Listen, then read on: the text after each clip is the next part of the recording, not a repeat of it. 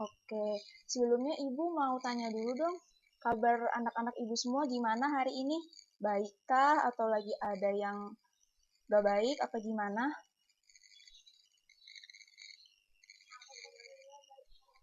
Oke, makasih. Nah, materi hari ini nih yang akan kita belajar bareng-bareng itu cara belajar efektif di rumah.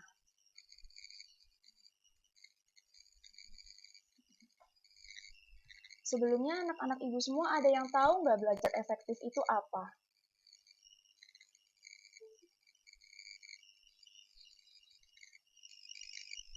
Ada yang tahu nggak belajar efektif itu apa?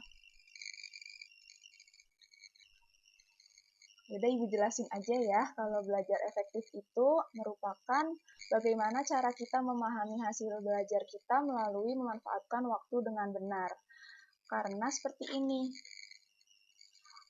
di saat seperti ini, di saat masa pandemi ini kan kita kadang-kadang semua tugas banyak, kerjain di rumah, kadang-kadang kita penat, jadi kita bingung nih mau belajar yang mana dulu supaya hasilnya efektif gitu-gitu. Kadang tuntutan belajar juga ini nggak datang dari sekolah aja, tapi dari orang-orang sekitar kita, jadi kita merasa terkejar-kejar atau terburu-buru saat belajar. Dan sebenarnya cara belajar yang seperti ini itu nggak efektif karena kita jadi terpaku pada waktu dan tidak memperhatikan aspek-aspek lain nih. Kalau belajar tuh nggak sekedar hanya mengerjakan tugas, tapi ada harus memahami, harus dipahami lebih dalam, harus dicermati seperti itu.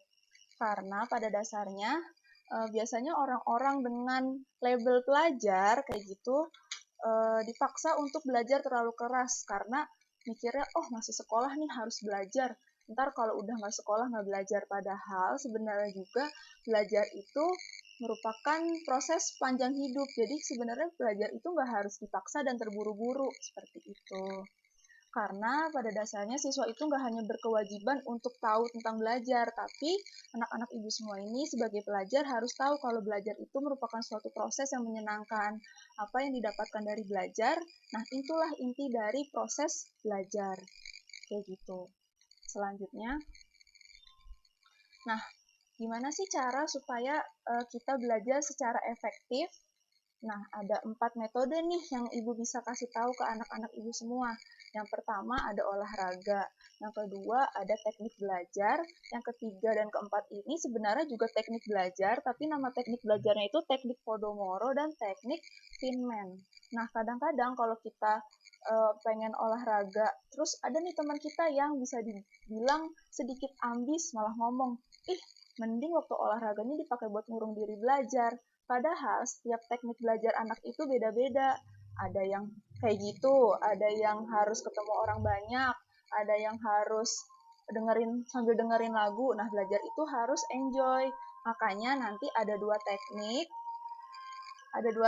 Yang pertama itu teknik Podomoro dengan teknik pemberian jeda istirahat, dan yang kedua teknik Feynman yaitu belajar sambil berinteraksi dengan orang lain. Ondel-ondel lagi.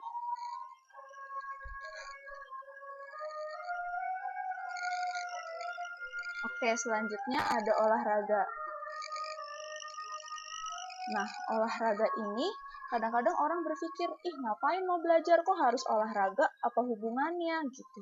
Padahal dengan kita berolahraga itu, kita bisa memunculkan hormon-hormon kebahagiaan di dalam diri kita. Nah, hormonnya itu ada dopamin, ada serotonin. Nah, itu tuh berpengaruh sama rasa bahagia kita. Karena kan biasanya kalau orang bahagia itu, kita bisa rileks, kita bisa tenang dalam menghadapi sesuatu. Dan dengan adanya olahraga ini, sirkulasi darah kita juga lancar. Jadi kita bisa tuh kalau perasaan kita tenang, fresh, kita bisa memahami materi lebih dalam. Adapun manfaat-manfaat lain dari olahraga bagi otak itu, yang pertama, mengirimkan nutrisi dan oksigen. Yang kedua, mengurangi stres, depresi, dan rasa cemas. Yang ketiga, mempercepat proses informasi. Yang keempat, pikiran lebih fresh. Yang kelima, meningkatkan rentang perhatian. Dan yang kelima, meningkatkan kemampuan pemecahan masalah. Karena dengan olahraga, sirkulasi darah kita itu lancar. Jadi bisa nih, sirkulasi darahnya sampai ke otak saat kita memecahkan sesuatu, lebih rasional dalam memutuskan masalah tersebut. Kayak gitu. Selanjutnya ada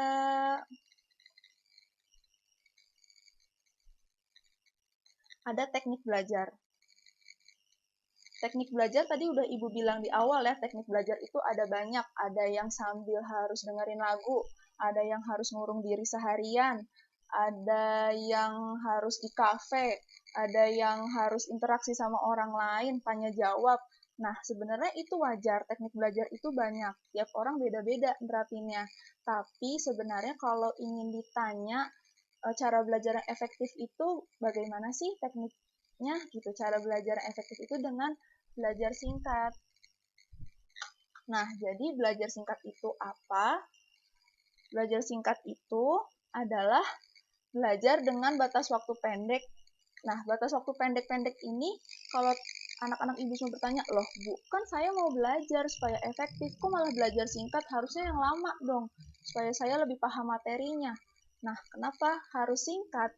Ini untuk menghindari kram otak. Kram otak itu adalah di mana saat teman-teman atau saat anak-anak ibu semua nih belajar satu malam, harus menghafal satu buku, textbook. Nah, pas besoknya itu nggak hafal sama sekali, buyar semua. Nah, berarti itu teman-teman anak-anak ibu mengalami kram otak. Kram otak ini di mana otak kita sudah nggak mampu menerima informasi yang kita baca atau yang kita lihat. Karena saking penuhnya nih otak kita, jadi udah kram mau mana dulu. Nah, malah akhirnya jadinya nggak masuk sama sekali. Nah, anak-anak ibu semua pernah dengar kan ya SKS atau belajar sistem kebut semalam. Sebenarnya kalau anak-anak ibu kuat, ya nggak apa-apa, tapi harusnya belajar sistem kebut semalam itu harus kita mempertimbangkan aspek kesehatan juga. Sistem belajar kayak gini tuh bener apa enggak sih kalau kita begadang, kita baca buku banyak, apakah itu efektif? Gitu kan. Makanya anak-anak ibu harus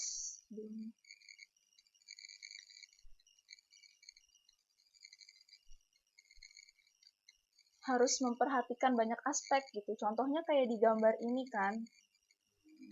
Di gambar ini. Itu mata anak-anak ibu baca buku. Ya kan? Tapi karena udah terlalu capek karena sistem kebut semalam, informasi atau pengetahuannya bukannya masuk ke otak, tapi malah terbuang sia-sia. Jadi gambarannya kayak gambar yang ada di kelas ya, anak-anak ibu. Seperti itu.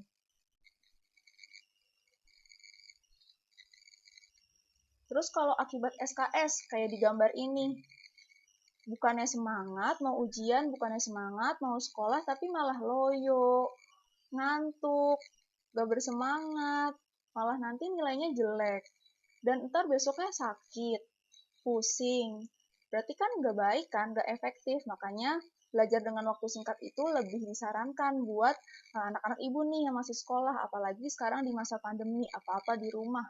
Kadang-kadang penat, harus ini, belum pekerjaan rumah, belum pekerjaan sekolah, mau keluar takut, kayak gitu. Jadi maksimalkan dalam memanfaatkan waktu sehari-hari, kayak gitu. Nah, selanjutnya tadi kan Ibu udah bilang di awal ada 2 teknik khusus nih. Yang pertama ada teknik Pomodoro atau space learning. Jadi, ketika anak-anak Ibu semua menerapkan teknik Pomodoro ini, anak-anak semua itu tuh nggak harus berpatokan sama waktu.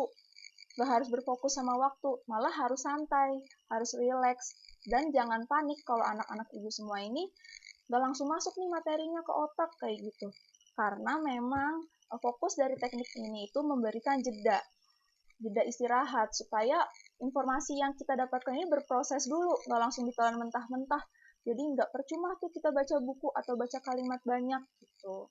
Jadi ada beberapa tahapan nih di teknik ini. Yang pertama, tentukan topik atau materi yang ingin anak-anak semua pelajari. Yang kedua, pasang waktu 25 menit di stopwatch. Yang ketiga, fokus pelajari materi yang tadi anak-anak ibu semua ingin pelajari. Yang keempat, setelah belajar 25 menit, istirahat 5 menit.